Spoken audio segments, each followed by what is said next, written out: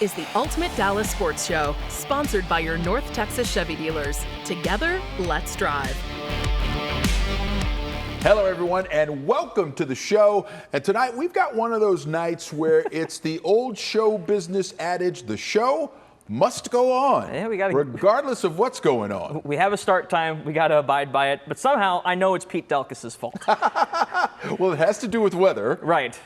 The Cowboys delayed for about an hour and 20 minutes in their Sunday night affair with the Steelers, so that game is still going on. We are going to talk about it. We do want to talk about it, and there's plenty to talk about after what we saw in the first half of that one. So interesting stuff there. Joe Trahan with you, along with producer extraordinaire, the one and only Andrew Cely. And hey, Andrew, what you got cooking? Well, let's get right into it with what's on the show. Here's What's on the Show, sponsored by NFM.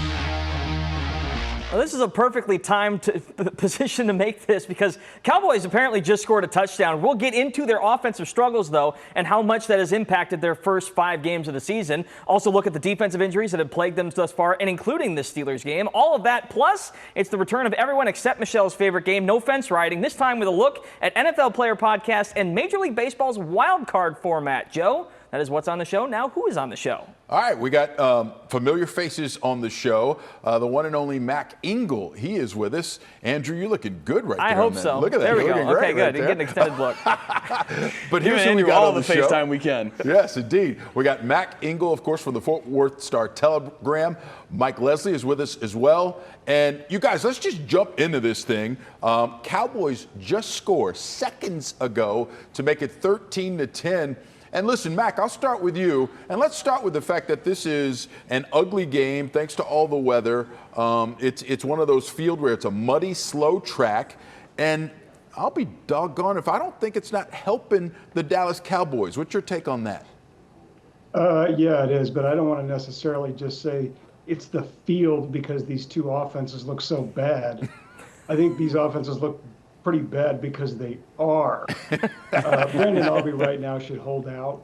He should lead the team immediately until they make him the highest paid player in the history of the NFL and pro sports combined, for that matter, because right now he is their best weapon. I realize the Cowboys have the NFL's highest paid wide receiver and quarterback, but right now their most consistent, best offensive player is their kicker. This team should be up right now 23 to whatever. They should, but Dak Prescott has struggled in the red zone, and I got to give him this. They might come out of Pittsburgh with a win.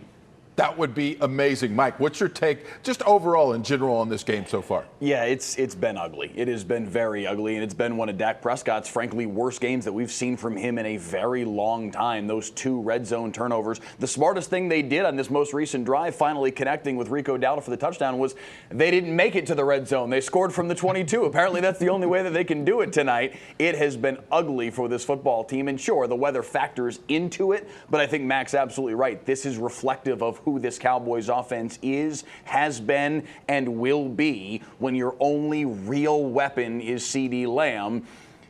This is what it's going to look like. Teams are going to take him away, and you're going to be left with not a whole lot else. Rico Dowdle has been decent today. They found at least a smidge of a run game in this second half. He's now at 13 for 56, 4.3 yards per carry. So they've got at least a little bit of something working on the ground in this ugly, awful football game. But yeah, this is who the Cowboys offense is. Yeah, you stole my thunder there, Mike, because I was going to go there. But I'll continue on that thread because the Cowboys' run game had been completely dysfunctional before. Even with just a smidgen, even with just a glimpse of what a running game could be, at least we saw him go down the field and score a touchdown just now, and Dak Prescott actually paid it off with the pass to Rico Dowdle. So interesting, good development, but unfortunately, and I think this is what I'd like to talk about more, the overall and overarching theme is that there just isn't enough juice and firepower and explosiveness on this offense for it to be a long-term success. And listen, Dak Prescott has played awful tonight, but part of what it means when you have this kind of offensive setup is he has to be perfect. Right? It's an unfair ask in the NFL that quarterbacks have to be perfect because, oh, by the way, those guys who are chasing him get paid too. But he can't play as badly as he has. But what's your take, Mac, on the fact that Dak has to be perfect?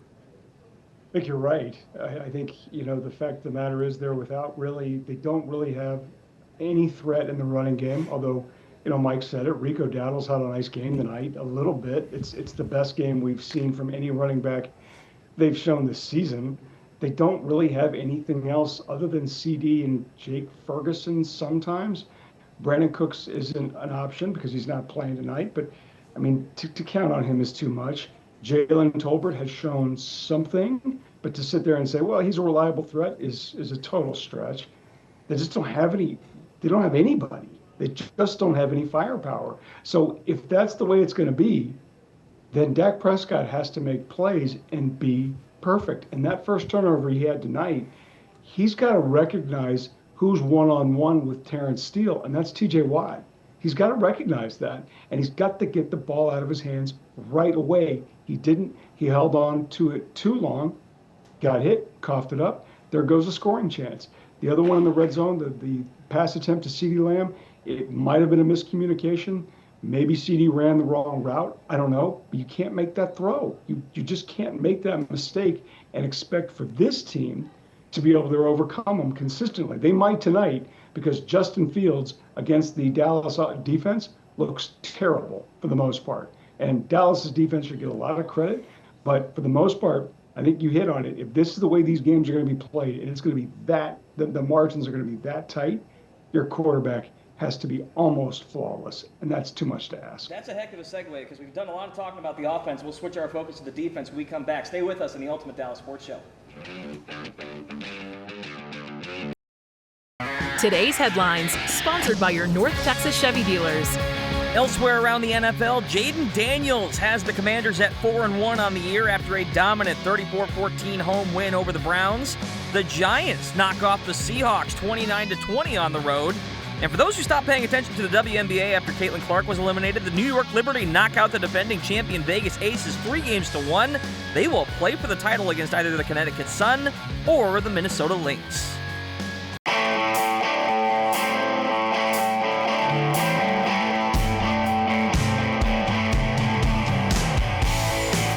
Welcome back to the Ultimate Dallas Sports Show. Joe Trahan, along with Andrew Cely. We've got Mike Leslie, as well as Mac Engel. And we're having fun. We're doing a little TV, watching some football on the side while trying to continue to do that TV. It's what we do here on the Ultimate Dallas Sports Show. And listen, early in this Cowboys game, tough sights for Cowboys fans. Marshawn Nealon, the rookie, of course, who is seeing a lot more time and was going to see a lot more time because Micah Parsons and Tank Lawrence are both hurt. He gets hurt early in this game. And then later, fellow rookie Tyler Guyton gets hurt as well, the left tackle. When the injury bug bites, it's not supposed to feel this way, but it is clamping down and not letting loose on your Dallas Cowboys. Mike, how do you see this impact playing out with another couple of guys? We don't know how long they'll be out, but tough nonetheless. Yeah, I mean, for Nealon to go down, especially with how thin they are at defensive end already, is just criminal. They are so hard up at that position. I don't really know what their pathway out from this scenario is, other than just to hope like heck that Micah Parsons can come back for the Lions game. But I don't know that that's the smart play. Giving him an extra couple weeks might be the better decision for his future. They're in a really, really bad spot with their defensive ends. And on the offensive line, I'm not sure that this won't be fine for them because Tyler Smith is really good at left tackle, and maybe kicking him out there and having TJ Pass play left guard could work out okay for him. The offense is already broken anyway, so what difference does it make? I have been kind of a little bit impressed with the defense tonight. We were expecting this to be an ugly football game just because Pittsburgh's offense isn't very good, but they've only got 177 yards tonight. What the Dallas defense has done so far, they've got to come up with at least one more stop for sure, but what they've done so far has not been that bad. No, I mean, it really hasn't when you think about all the bodies that the Cowboys defense is missing. And listen, the Steelers are nowhere near playing at full strength as well, especially on their offense. Mm-hmm. So that's problematic. But listen, in the battle of attrition, at least for now, the Cowboys have a very slight advantage. But when you talk about attrition, it leads me to the next question I have for you, Mac. And it's about how this affects how you would grade Mike McCarthy. Listen, I don't think he should get any break on this. I'm curious if anyone does think he should get a break on that. And I'll start with you, Mac, but I'll throw it out to the panel. I don't know how you can't factor in significant players who aren't playing when you evaluate a head coach. Now, I realize it's not a quarterback. It's totally different. Mike's first season, they didn't have Dak Prescott a huge chunk of that year, so you almost throw it away. But considering who they're missing now and who they're left with, I think it does weigh in a little bit when you look at Mike McCarthy's performance overall.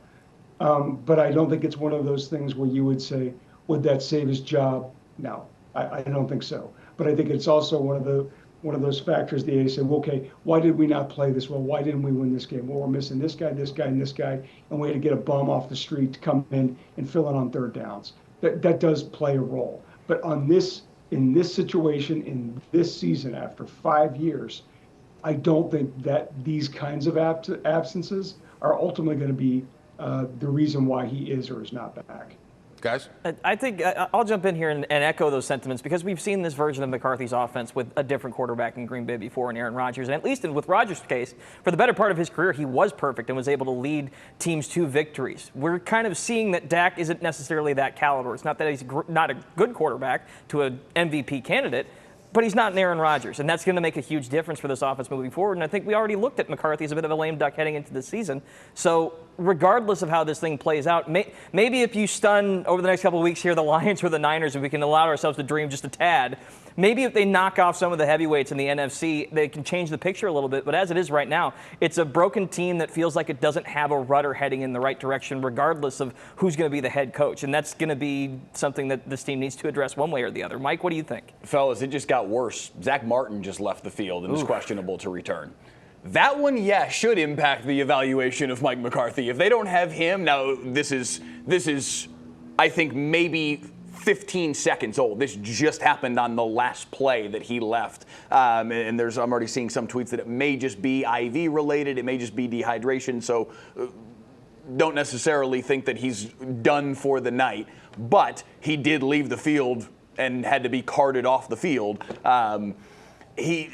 Listen, these injuries, they have to matter. They have to matter in how you evaluate what a coach does, because how do you fairly evaluate what he does as a coach if you don't have Micah Parsons, your best defensive player? That has to matter, but it's not going to. If this season continues down the path that it's going, there's going to be somebody else running this team next August. But the question I have to follow up on that, we've seen so many teams with backup quarterbacks. Heck, in Green Bay right now, Matt LaFleur with a backup quarterback won both of his games without Jordan Love back there. There are ways to win games when you're injured and you don't have that opportunity to do so, and you're seeing it through scheme, you're seeing it through better personnel up front. It's not just this put it all on the quarterback's shoulders and let it ride. I will say this, scheme-wise, I saw more wide-open receivers for the Cowboys in this game than I saw in the first four combined. So scheme-wise, Mike's not doing half bad in this one. Hey. Right? And, all it required was to see one, and you've already surpassed that total. The bar was not very high at all, but he crossed it. He surpassed it. All right, we got to take another break. We're going to have some fun. It's time for No Fence Riding, one of my favorite topics, because I will get worked up. That's coming your way next on Ultimate Dallas Sports Show. And now it's time for No Fence Riding, sponsored by the Fort Worth Convention and Visitors Bureau. Welcome back to the Ultimate Dallas Sports Show. Time now for No Fence Riding. The concept is simple. I have a couple statements for our esteemed panel, and they must choose which side of the fence they're on. And let's kick things off with what I thought was the most interesting storyline in the early part of this week. NFL player podcasts have gone too far. Now, I don't want to direct this specifically at Micah Parsons. In fact, you could argue it was a great strategy in his scenario to get in his opponent's heads. So, and I don't want this to be misconstrued as, saying players should not be in the media sphere. But for a team captain, especially on the Eagles, to decide, let's go on a division rivals podcast and laugh at one of his own guys and actually talk about how he could turn a season around, what are we doing here? Mac, your thoughts on this? Yeah, I totally agree with you. It's a joke. And it happened in the offseason in January when Jordan Love and Micah Parsons were hamming it up on a podcast, like 36 minutes after the Packers ran the Cowboys out of the playoffs, 100-5. There's too many podcasts. The whole genre has been flooded, and it's just saturated. And the power of Draymond Green's podcast, where he was doing that when he was the first one to do it, has been completely, just completely diluted with everybody now taken behind a microphone, which brings me to this. Make sure to check out my podcast. Thanks. I was waiting. I knew it was coming. I was like, Mac's going to come through. Just a layup. Listen, here's the thing. I would like them, but I will say this. A lot of these podcasts show why there is a profession at this and why we have our jobs. Because the fact that they're doing it, I have no problem with. Right. The way they execute sometimes is ridiculous. I cannot tell you the number of former Cowboys who I have had conversations with about Micah Parsons' podcast. And it is not complimentary. There are some things that should stay in the locker room, and they're not. And that's the problem.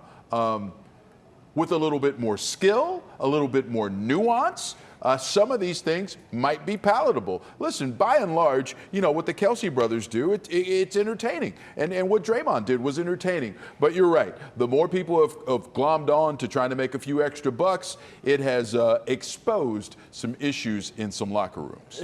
Mike, do you dissent, or are you which side of the fence are you on this one? They don't bother me. They really don't bother me because if they're not good at it, people don't watch them. If they are good at it, people do. Micah's pretty good at it. The Cely brothers are really good at it. Those ones get watched. The ones that aren't very good don't get viewership. Same as all of us. If we suck at our jobs, people don't tune in. Mike, it is what it is. If Micah Parsons was a linebacker for the Indianapolis Colts or Jacksonville Jaguars, no, would any of us be saying, or anybody anywhere be saying, yeah, he's pretty good at it? Well, he could be good at it. It's his personality that makes him good at it. It's not the star on his helmet that makes him good at it. He's entertaining. He gets good guests, and part of that's probably baked into being the fact that he's got the star on his helmet. No but doubt. But he gets good guests. He gets people on there that are interesting, that are entertaining, even though it may not be helpful to the bottom line of winning football games. It's interesting to see him and Jordan Love chopping it up 2 weeks after they played against each other in the playoffs. It may not be smart, but it is interesting, and that's why people watch.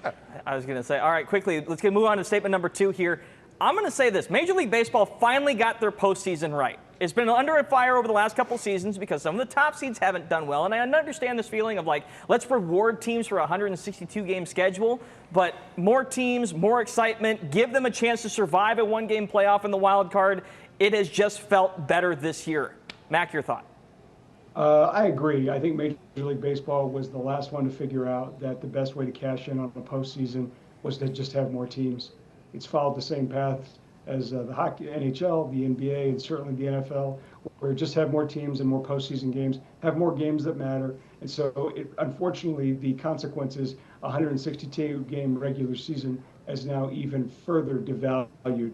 But in terms of a postseason, and I can speak this having covered the Rangers last season, it was a hell of a lot more fun. Yeah, 100%. And that is a look at no fence riding. Thank you guys so much. Mac, thank you for staying up with us. I know you'd probably be up anyway watching the game, but we really appreciate it under the circumstances. Stay with us in the Ultimate Dallas Sports Show. Joe's final take. Thanks, Mike.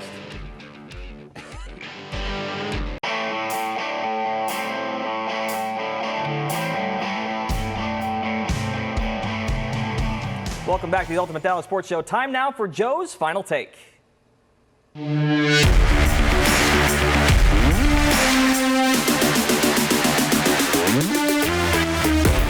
My final take is this. Don't look now, but watch out for the SMU Mustangs. They're coming off thrilling wins over TCU. Then they took down a bad Florida State team. They get another win this week on the road in Louisville. Now they're in the top 25. They've got a favorable schedule down the stretch. They don't play another ranked team all the way through. Look out. Look out. Something special could be brewing on the hilltop, and I am here for it. Go Ponies. Have a good time. And we hope you had a good time in the show. That'll do it. Great work out of you, Andrew Cely. Thanks so much. That'll do it for the Ultimate Dallas Sports Show. That's what this is. Thanks so much for watching, everyone. Have a great night. This has been the Ultimate Dallas Sports Show, sponsored by your North Texas Chevy dealers. Together, let's drive.